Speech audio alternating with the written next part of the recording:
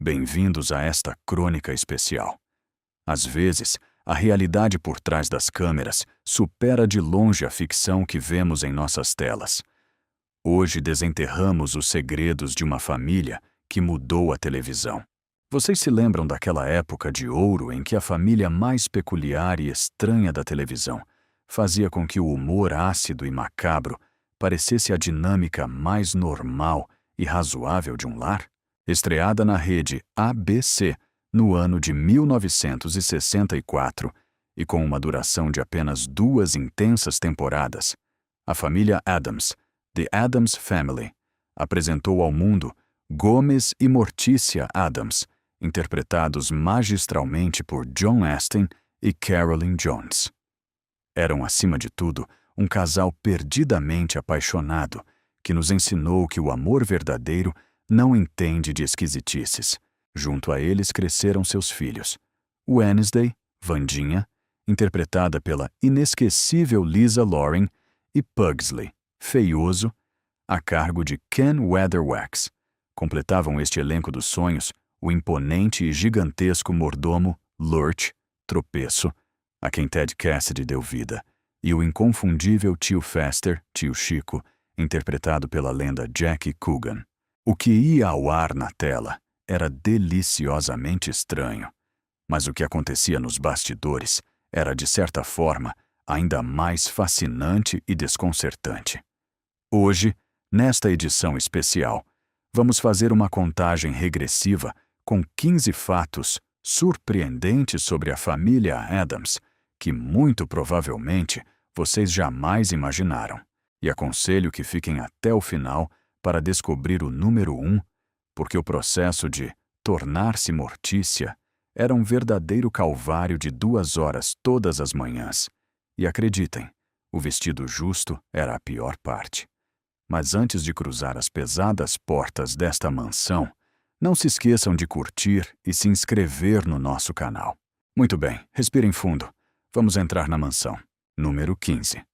A verdadeira joia vitoriana que o asfalto devorou, aquela mansão torta, imponente e escura dos créditos iniciais, aquela mesma que parecia rejeitar ativamente qualquer visitante com sua mera presença, não era produto da magia de Hollywood, como muitos poderiam esperar.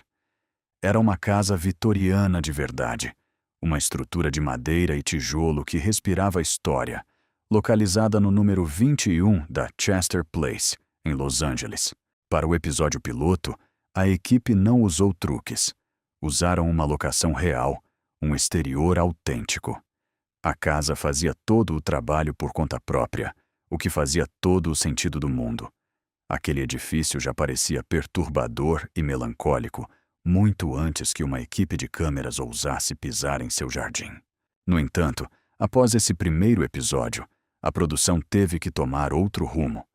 Filmar em locações externas é imprevisível e, acima de tudo, extremamente caro. Assim, o departamento de arte assumiu o controle.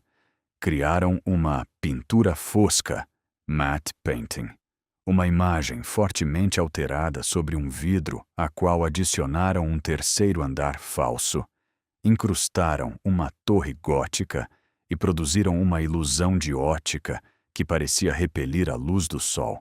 A maioria dos espectadores, sentados no conforto de suas salas, jamais notou a mudança. Se você olhasse de perto, a varanda contava uma história diferente. Mas naquela época, ninguém olhava com tanta atenção. Mas então, a vida real entregou sua própria e triste reviravolta de roteiro. A mansão real, aquela joia arquitetônica, foi demolida sem piedade em 1967 para dar lugar ao progresso. Uma pista de atletismo escolar e um estacionamento frio. Hoje em dia, a única coisa que sobrevive naquela propriedade, como uma testemunha silenciosa dos fantasmas do passado, é um antigo poste de luz decorativo de 6 esferas. Onde antes havia arte, hoje só estacionam carros. Número 14. A traição familiar que mudou as leis de Hollywood para sempre, antes de exibir aquela característica cabeça careca, antes do chapéu coco, E muito antes do tio Fester acender lâmpadas com a boca em uma comédia familiar, Jack Coogan foi um dos maiores talentos infantis que Hollywood já tinha visto nascer. Após estrelar o lendário filme O Garoto, The Kid, ao lado de Charles Chaplin, em 1921, Coogan se tornou uma das primeiras superestrelas infantis do mundo. Ele ganhou milhões de dólares em uma época na qual essa quantidade de dinheiro era suficiente para mudar o mundo ao seu redor. Mas o menino cresceu, e quando finalmente atingiu a maturidade e obteve o controle de suas finanças, descobriu uma verdade devastadora. Não havia sobrado quase nada. Sua própria mãe e seu padrasto haviam esbanjado a fortuna de toda a sua vida. Casacos de pele, joias deslumbrantes, artigos de luxo e excessos. Mas a parte que transformou esse desastre pessoal em um escândalo nacional foi que, incrivelmente, tudo havia sido completamente legal. Naquela época, os atores infantis não eram donos do fruto do seu esforço. Seus pais eram. Cada moeda, cada gota de suor que Coogan derramou nos sets, pertencia por lei a outra pessoa. Com o coração partido, mas com muita coragem, Coogan processou sua família em 1938. No entanto, após despesas legais sufocantes, ele só conseguiu recuperar 126 mil dólares dos 250 mil que restavam, de uma fortuna original estimada em 4 milhões. O resto simplesmente havia evaporado. A indignação pública que se seguiu a este caso forçou a poderosa indústria de Hollywood a se olhar no espelho e enfrentar como explorava as almas mais jovens e vulneráveis. Em resposta, a Califórnia promulgou em 1939 a histórica Lei Coogan, Coogan Law. Embora a versão com verdadeiro poder legal tenha levado anos para ser aperfeiçoada fechando brechas legais, hoje em dia, esta lei é um escudo protetor. Exige que o empregador de um ator infantil reserve 15% de seus ganhos em um fundo fiduciário protegido, uma conta Coogan, à qual apenas o menor poderá ter acesso quando atingir a maioridade. Um sacrifício pessoal que protegeu a inocência das gerações futuras. Número 13. O erro do destino. Gomes quase foi lurch, tropeço. Às vezes, o destino tem uma maneira muito curiosa de nos colocar exatamente no lugar ao qual pertencemos. John Astin não entrou na sala de audições da família Addams com a intenção de interpretar o apaixonado Gomes. Ele entrou com a ideia de ser Lurch, o nosso tropeço, o mordomo lento, silencioso e profundamente inalterável que se comunicava quase exclusivamente através de sua postura rígida e seus grunhidos de leve desaprovação. Tirem um segundo para imaginar isso. John Astin, um ator que atua como se alguém tivesse pisado fundo no acelerador e arrancado os freios do veículo, fazendo uma audição para um personagem cuja única razão de ser era ficar completamente parado e calado. Os produtores perceberam a terrível incompatibilidade quase imediatamente. Mas em vez de agradecer e mandá-lo para casa, o criador e produtor David Levy tomou a decisão mais brilhante de sua carreira. O papel errado, mas o ator certo.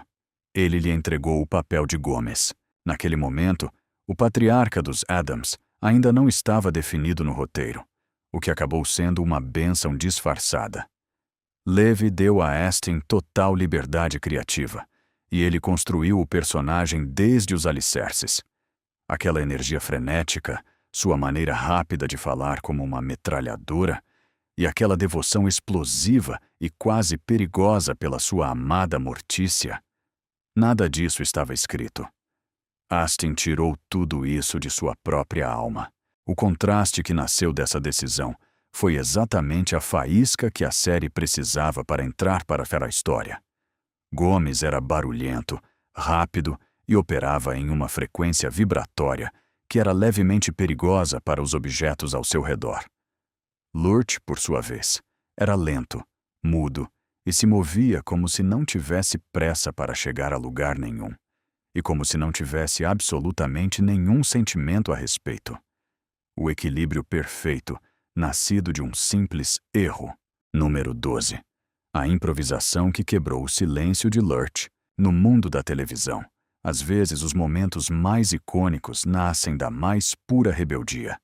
Quando o imenso ator Ted Cassidy foi contratado para interpretar Lurch, seu personagem tinha uma única e rigorosa missão: ficar ali de pé, parecer gigantesco e intimidador, e não dizer absolutamente nada. Lurch foi escrito para ser uma presença silenciosa, uma espécie de móvel humano no fundo que aparecia quando era chamado e desaparecia pelas sombras, sem contribuir com uma única sílaba. Esse era o plano, até chegar o dia de gravar o episódio piloto. A família tocou o icônico gongo. Lurch apareceu em cena, e naquele exato instante, Cassidy tomou uma decisão de uma fração de segundo que mudaria sua vida e a história do programa.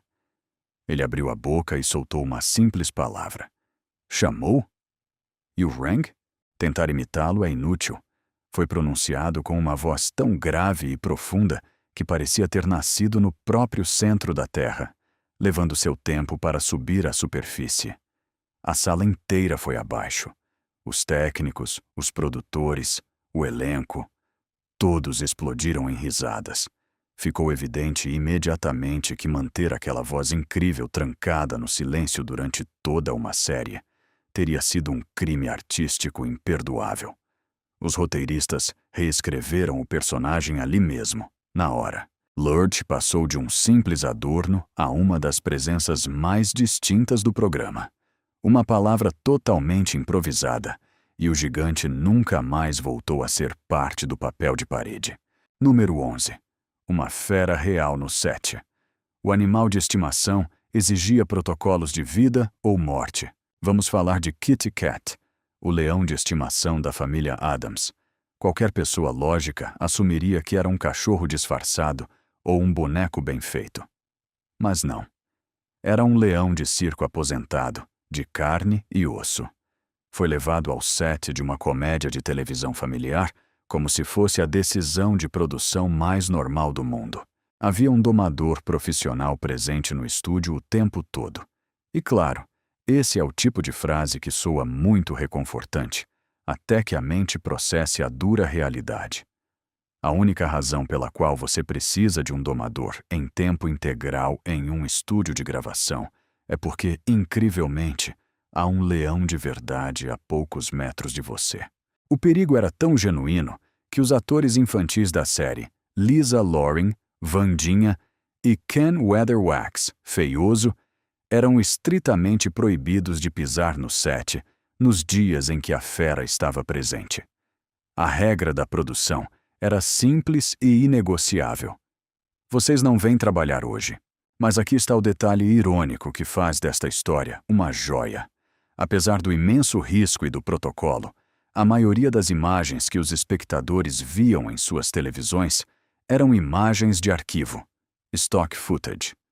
Sim, as mesmas tomadas do leão descendo as escadas ou rosnando para a câmera eram recicladas e transmitidas episódio após episódio. O membro do elenco que exigia mais manutenção, medo e dinheiro era curiosamente o que menos trabalhava. No final do dia, Kitty Cat se encaixava perfeitamente com a preguiça e o absurdo da família Addams. Número 10. Pobreza e genialidade. A música mais famosa da TV não custou quase nada. Fechem os olhos e imaginem aquela música de abertura. O estalar de dedos, as vozes assustadoras. Soa como a grande apresentação de um coro completo, cantando em uma perfeita e macabra harmonia. Certo? Bem, preparem-se para a verdade. Tudo isso foi cantado por um único homem movido pela frustração. O compositor Vic Mizzy entrou no estúdio de gravação apenas para receber um balde de água fria. A produtora, Filmways, recusava-se terminantemente a pagar por cantores de apoio. Não havia orçamento. Diante dessa mesquinhez, Mizzy fez a única coisa lógica para um gênio obstinado. Ele gravou a si mesmo. Depois, rebobinou a fita e cantou novamente sobre sua própria voz. E fez isso mais 2 vezes. Assim, construiu um coro inteiro de 4 vozes, feito unicamente de truques de estúdio e pura teimosia. Ted Cassidy, nosso querido Lurch, ficou encarregado das interjeições profundas. Neat, sweet, petite, caindo na melodia como um baixo humano com aquela voz que soava como madeira estalando. Mizzy também escolheu o cravo de propósito, um instrumento antigo que transmite exatamente a energia lúgubre de um castelo, onde ninguém é feliz desde o ano de 1700. Mas o toque final não aconteceu em um estúdio de som. Mizzy foi pessoalmente ao set de gravação para dirigir os atores sobre como deveriam estalar os dedos. A orientação foi ouro puro. Gomes e Mortícia deveriam estalar, parecendo completamente indiferentes, como se estivessem entediados. Provavelmente a direção de atores mais precisa e adequada a um personagem já dada na televisão. A recusa da produtora em gastar alguns dólares extras, sem querer, criou uma obra de arte. O próprio Mizzy costumava dizer, com um sorriso, que aquela simples musiquinha lhe comprou uma grande mansão em Bel Air. Número 9. A ilusão do preto e branco. A casa mais assustadora da tela era cor-de-rosa. A mansão da família Addams aparecia na tela como se tivesse sido submersa em sombras e envolta em teias de aranha centenárias. Transmitia frio, escuridão e terror. Mas a dura e colorida realidade é que aquela sala tenebrosa era em grande parte de um rosa brilhante. A televisão em preto e branco dos anos 60 tinha um problema técnico muito peculiar. As cores escuras colapsavam umas sobre as outras diante das câmeras. Se você pintasse um set de preto e marrom, as lentes da época engoliam tudo, transformando a imagem em uma sopa visual, sem detalhes nem profundidade. Para contornar isso, o departamento de arte construiu essa casa mal-assombrada, usando paredes cor-de-rosa, tons vermelhos intensos e turquesas. Uma paleta de cores vibrantes que, ironicamente, teria provocado náuseas em Mortícia Addams. No entanto, através do filtro da câmera, essas cores se traduziam em cinzas ricos, sombras profundas e a atmosfera assustadora perfeita. Os atores também faziam parte dessa elaborada ilusão. Para que a família parecesse pálida, cadavérica e elegante sob as potentes luzes do estúdio, os maquiadores pintavam seus rostos com tons verdes, roxos e marrons. Mortícia ficava linda na sua televisão, mas se você esbarrasse com ela pessoalmente pelos corredores do estúdio, sua maquiagem verde e roxa teria feito seu coração parar de susto. E como se não bastasse, a temível mansão sequer foi construída do zero para eles. Muitos dos cenários foram reciclados diretamente do filme de 1964, A Inafundável Molly Brown. O estúdio MGM invadiu seus próprios porões empoeirados, procurando por qualquer coisa que parecesse vagamente perturbadora. Móveis velhos, objetos estranhos, animais empalhados aleatoriamente. Se tivesse a vibe certa, acabava no set dos Addams. A casa mais assustadora da televisão dos anos 60 foi construída sobre a firme crença de que ninguém jamais descobriria a farsa. Uma verdade que esteve escondida por décadas. Número 8. Identidades de última hora. Os personagens não tiveram nome até o último segundo. Gomes, Mortícia, Vandinha, Feioso, repitam em voz alta. São, sem dúvida, alguns dos nomes mais reconhecíveis, icônicos e queridos de toda a história da cultura popular mundial. Parecem estar esculpidos em pedra desde o início dos tempos. Mas aqui está a reviravolta mais simples e profunda dessa história. Nenhum desses nomes existia antes da série. Durante décadas, o brilhante cartunista Charles Addams ilustrou essa peculiar família para as refinadas páginas da revista The New Yorker, simplesmente como figuras góticas, vagamente inquietantes e completamente anônimas. Eles eram o pai, a mãe, a menina e o menino. Os quadrinhos de um único painel não precisavam de apresentações formais. Então, ninguém recebeu uma. Eram fantasmas de tinta sobre papel, sem uma única identidade definida. Não foi até o último minuto, quando as engrenagens da televisão começaram a girar, e alguém teve que se sentar para escrever um roteiro, que eles se viram obrigados a inventar nomes. Um momento de improvisação em um escritório que acabou batizando as lendas que conhecemos hoje. Ironicamente, os primeiros a serem batizados não foram pensados para a tela, mas para uma coleção de bonecas lançada em 1962. O nome Mortícia nasceu da palavra inglesa mortician, agente funerário ou coveiro. Claramente, sutileza não estava no contrato. Sua filha, conhecida originalmente como Wednesday, em muitos países hispânicos como Merlina e famosa no Brasil como Vandinha, tirou seu nome de uma velha e melancólica cantiga infantil que diz: Wednesday's child is full of woe. A criança da quarta-feira é cheia de aflição. Um verso de apenas algumas palavras que encapsula a alma inteira da personagem. Os homens da casa, Gomes e Pugsley, Gomes e Feioso no Brasil, ou Homero e Péricles na América Hispânica, tiveram que esperar mais 2 anos até que o programa de televisão entrasse em desenvolvimento. Para o patriarca, o criador Charles Addams tinha uma forte preferência. Queria chamá-lo de Repele, derivado de repulsivo. No entanto, a palavra final foi do ator John Astin, que olhou para as 2 opções sobre a mesa e tomou a decisão certa, escolhendo o nome Gomes. Por sua vez, o menino da família seria originalmente chamado de Pubert, mas os rígidos censores da rede ABC o proibiram imediatamente por considerá-lo sugestivo demais. E o famoso sobrenome Addams foi puro acidente. Addams era simplesmente a assinatura do criador no canto das caricaturas originais. Tornou-se o nome da família, porque, francamente, o programa precisava de um título para existir. Se estão gostando do vídeo, não se esqueçam de deixar o gostei e se inscrever no canal. Certo, vamos voltar à contagem regressiva.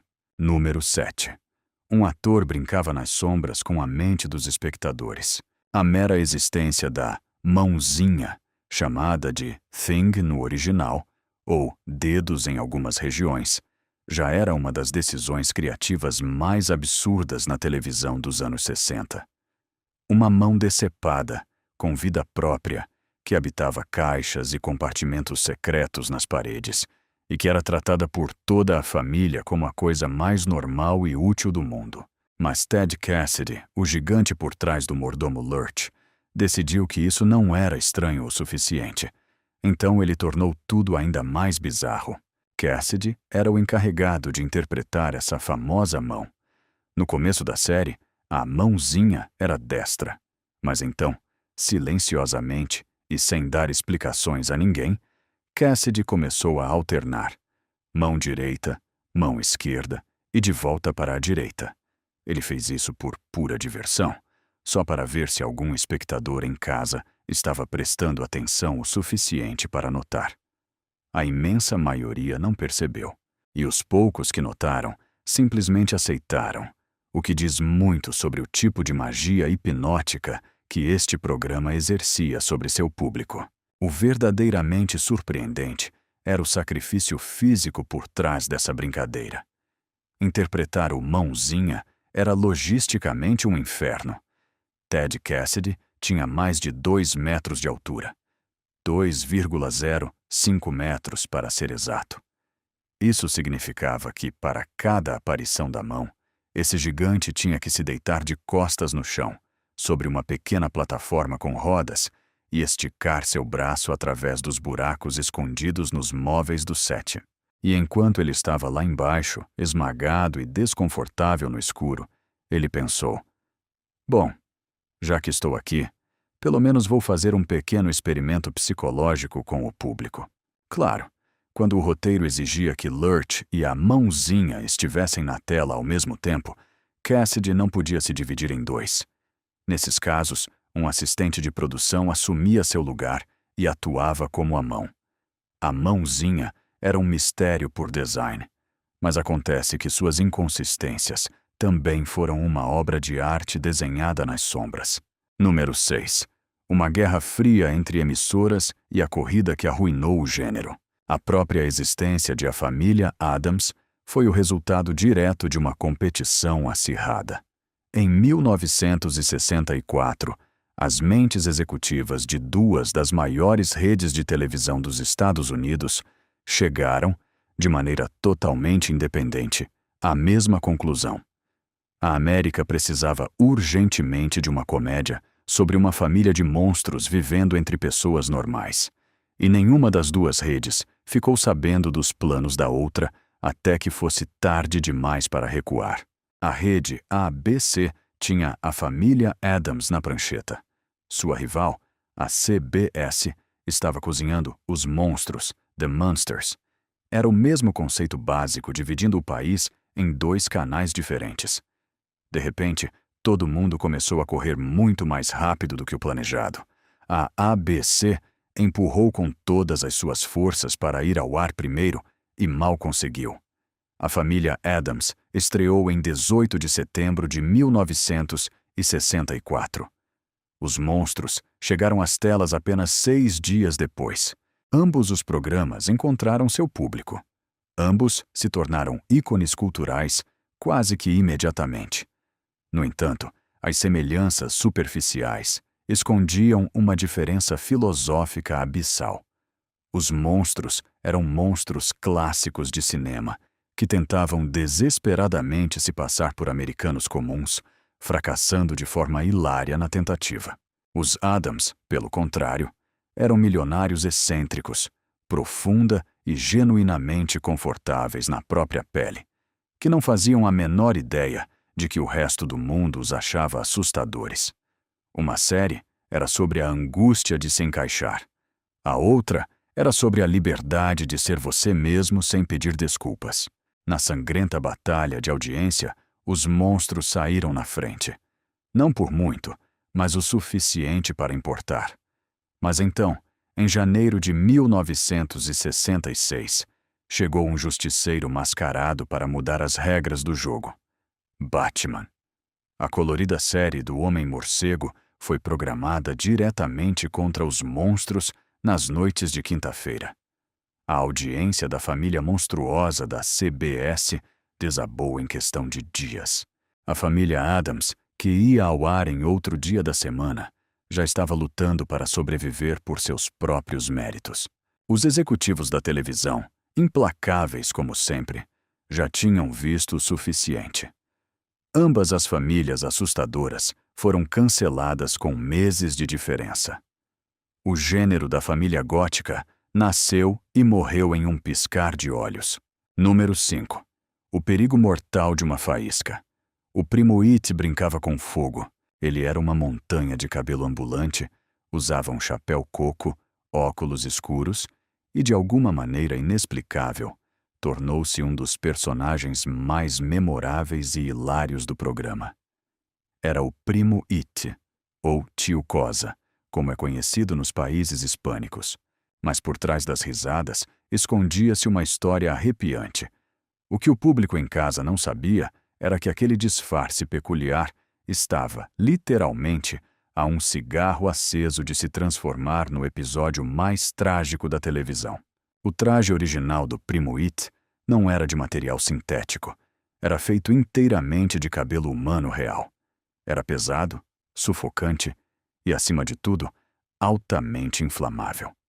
Dentro dessa bomba-relógio de cabelo andava o ator Félix Silla, que media pouco menos de 1,20 m de altura.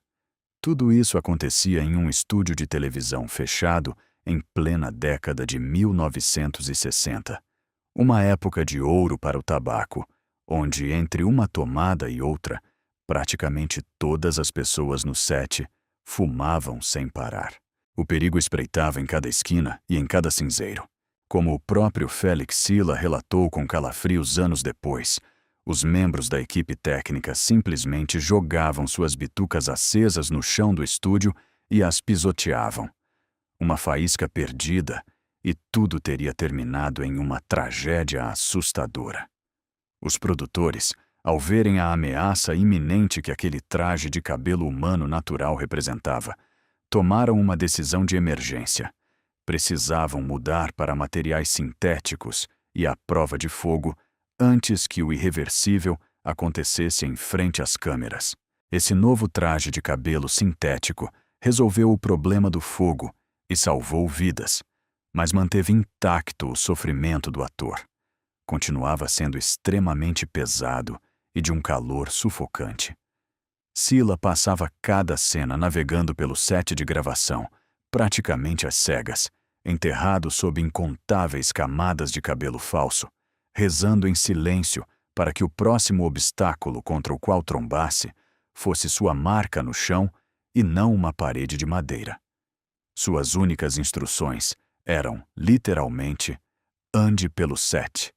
E o cúmulo da ironia nesta indústria de ilusões, ele sequer era o responsável pela voz inconfundível do personagem. Aqueles ruídos agudos e acelerados foram adicionados por um engenheiro de som na pós-produção. O primo It entregava diálogos incompreensíveis com uma confiança absoluta e roubava cada cena em que aparecia. Tudo graças ao suor cego de um homem sem rosto. Número 4. A garota sombria que você ama é uma ilusão. A verdadeira Wandinha nasceu em 1991. Todos conhecemos aquela garota de tranças pretas, a inconfundível Wednesday, Merlina nos países hispânicos e nossa amada Wandinha. Fria, inexpressiva, mórbida e dona daquela certeza silenciosa de que o mundo é um lugar profundamente decepcionante, e ela já tem um plano para lidar com isso. Bom, segurem-se firme, porque essa versão da Wandinha que todos idolatramos é uma invenção de 1991. A original era como o dia e a noite. Na série de 1964, a pequena Lisa Loring interpretou Wandinha como uma garotinha genuinamente doce e de coração quente. Sorria com frequência, dançava balé, ensinava o gigantesco mordomo Lurch a se mover com ritmo, mantinha uma simpática aranha viúva negra de estimação chamada Homero, e logo no primeiríssimo episódio, ajudava alegremente uma inspetora escolar a encontrar seu pai. Tirando o vestido escuro e sua estranha fixação por decapitar bonecas, era uma menina perfeitamente intercambiável com qualquer outra criança da televisão daquela época. A própria família Addams a descrevia como uma menina solene, mas essa palavra era um grande exagero. Ela era, na verdade, uma garota de 6 anos perfeitamente agradável, que por puro acaso vivia em um manicômio gótico sem dar muita importância a isso. Mas então, o tempo avançou. Chegou o filme de 1991 e a jovem atriz Christina Ricci reescreveu a história para sempre. Ela transformou a garotinha doce em alguém calculadora e glacial. Alguém cujo olhar sugeria que havia analisado todas as saídas possíveis de uma situação, e todas pareciam igualmente medíocres para ela. Essa reinterpretação foi tão brutalmente magnética que cada encarnação da personagem desde então foi construída sobre os alicerces deixados por Ricci. Isso inclui a magistral e recente atuação de Jenna Ortega. Curiosamente, Ortega confessou ter estudado os movimentos originais de Lisa Loring em busca de inspiração, o que é uma homenagem genuinamente terna, considerando o quanto a personagem se afastou de suas raízes. É poético e um tanto melancólico.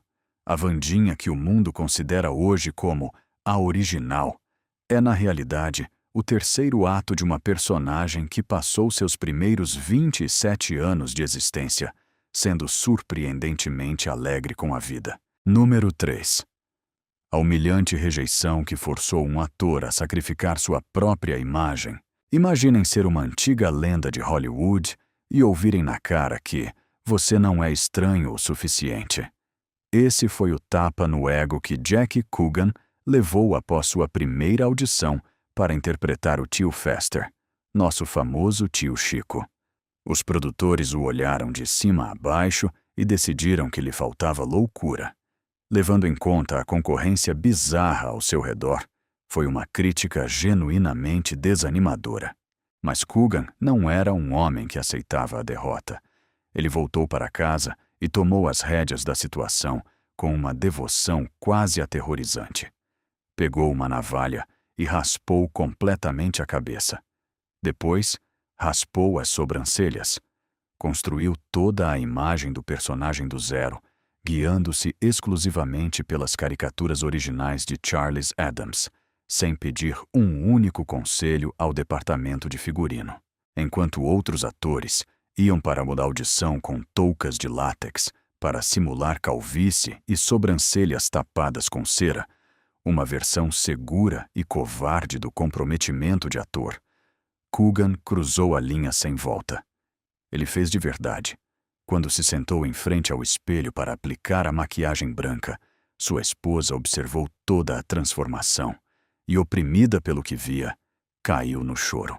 Então, ele voltou para a audição. Entrou na sala completamente transfigurado, irradiando aquela energia específica e instável de alguém que não tinha um dia normal de sanidade desde a década anterior. Desta vez, os produtores emudeceram. Não houve críticas. Faltaram palavras. O personagem estava respirando na frente deles. O homem a quem disseram que não era estranho o suficiente havia criado com as próprias mãos e a própria pele a identidade visual da lenda. Voltou sob seus próprios termos e saiu por aquela porta com o papel no bolso. Número 2. O doloroso preço da fama. Tão populares que foram exilados de sua própria casa, às vezes, o maior castigo por chegar ao topo é o repúdio dos seus. Após a estreia na ABC, a família Addams se tornou um sucesso estrondoso. Ao ver isso, a prestigiada revista The New Yorker, o refinado lar de papel onde o cartunista Charles Addams havia publicado essas tirinhas cômicas desde a década de 1930, olhou para o que estava sendo transmitido nas telas de todo o país e tomou uma decisão drástica. Queriam lavar as mãos e não ter nada a ver com eles. O editor da revista, William Shawn, proibiu formalmente qualquer aparição da família Addams nas páginas de sua publicação. A razão não era uma simples questão de direitos autorais. Era uma questão de classismo puro e simples. Shawn considerava que as sitcoms da televisão eram uma arte inferior, um entretenimento para as massas ignorantes. A The New Yorker não tinha a menor intenção de associar sua imagem elitista com personagens que agora podiam ser vistos na sala de qualquer lar humilde com o simples apertar de um botão. Foi uma traição elegante. A mesma revista que havia defendido e ninado em silêncio essa família estranha por décadas, traçou uma linha inquebrável no exato instante em que eles conseguiram sua própria música chiclete. O exílio durou longos 23 anos. No entanto, o artista Charles Addams nunca parou de publicar na The New Yorker durante todo esse tempo. Manteve seu estilo, sua sensibilidade e seus quadrinhos sombrios, mas com uma astúcia silenciosa, encontrou uma forma de burlar o sistema. Ele começou a desenhar os membros da família Addams escondidos nos fundos de suas outras caricaturas. Um ato de resistência silenciosa para manter seus filhos vivos no lugar que os viu nascer. Apesar dessa censura estrita, o instinto rebelde de Charles Addams nunca se apagou. Em uma caricatura publicada em 1979, ambientada na escuridão de uma estação de metrô, aqueles que sabiam para onde olhar podiam descobrir o tio Fester e a vovó viajando discretamente entre as sombras dos vagões. Entretanto, no privado, o golpe doeu. Adams confessou com amargura que sentia que a revista, a qual havia dado seus melhores anos, havia repudiado o seu próprio sangue. Felizmente, essa proibição absurda chegou ao fim em 1987, quando o editor William Shawn finalmente deixou o cargo. A família retornou triunfante às páginas que os lançaram ao mundo, como fantasmas que voltam para sua antiga mansão. Foi bem a tempo. Charles Addams faleceu no ano seguinte, em 1988, tendo visto suas criações voltarem para casa. Em retrospectiva, a família Addams passou toda a sua existência em uma bela e solitária contradição. Eram estranhos demais para se encaixar com as pessoas normais e populares demais para serem aceitos pela elite sofisticada. Nunca encontraram um lugar ao qual pertencer totalmente, o que, ironicamente, é o final mais poético e perfeito para eles. Número 1. A tortura oculta por trás da elegância. O caminhar hipnótico de Mortícia tinha uma explicação asfixiante. Carolyn Jones fez Mortícia Addams parecer um ser etéreo. Ela deslizava por cada cena da série sem pressa, flutuando pelos salões da mansão, como se, simplesmente, tivesse aterrissado na terra, sendo dona de uma graça divina e inabalável. Mas a dura realidade por trás das câmeras era infinitamente menos glamourosa e muito mais dolorosa. Toda manhã, muito antes de o diretor gritar "ação", Johnny se submetia a um verdadeiro calvário físico. Primeiro vinha a peruca. Aquele cabelo negro como azeviche, liso e perfeito, era na verdade um aplique pesado que a equipe de cabeleireiros tinha que arrumar e colocar do zero todos os dias. Depois vinha a maquiagem, aquela mesma paleta de cores verdes, roxas e marrons da qual falamos antes. Pessoalmente parecia um quadro de arte abstrata e caótica, mas nas telas das televisões irradiava uma perfeição gótica insuperável. Só nesse processo, grande parte da manhã da atriz desaparecia. Mas então chegava o vestido, e é aí que o verdadeiro compromisso com a dor começava.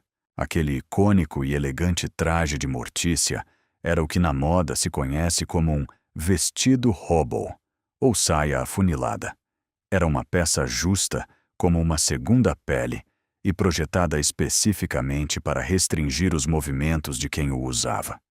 Uma vez que Carolyn Jones se enfiava nele, o departamento de figurino assumia o controle absoluto do seu corpo. Aqueles passinhos diminutos e milimetricamente controlados que a matriarca dava não eram uma técnica de atuação para parecer elegante. Mortícia caminhava assim porque o vestido asfixiante não a deixava com outra maldita opção. O traje a imobilizava a tal ponto que a equipe de figurino teve que costurar tiras de velcro na parte de trás do vestido. Só assim, a atriz conseguia afrouxar o tecido para poder caminhar, sentar-se e respirar entre as tomadas. Ao final de cada exaustiva jornada de gravação, eram necessários quase 20 minutos de luta constante apenas para conseguir descolar aquele tecido de seu corpo, aquele deslizar suave, fluido e quase sobrenatural com o qual Mortícia dominava cada cômodo em que entrava. Não era uma decisão artística de personagem. Era o departamento de figurino, ditando que a liberdade de movimento da atriz simplesmente não estava mais em discussão. E aí está. 15 fatos estranhos e fascinantes sobre a família Addams. Não se esqueçam de deixar o gostei no vídeo e de se inscrever. Até a próxima. Até a próxima. Até a próxima. Até a próxima.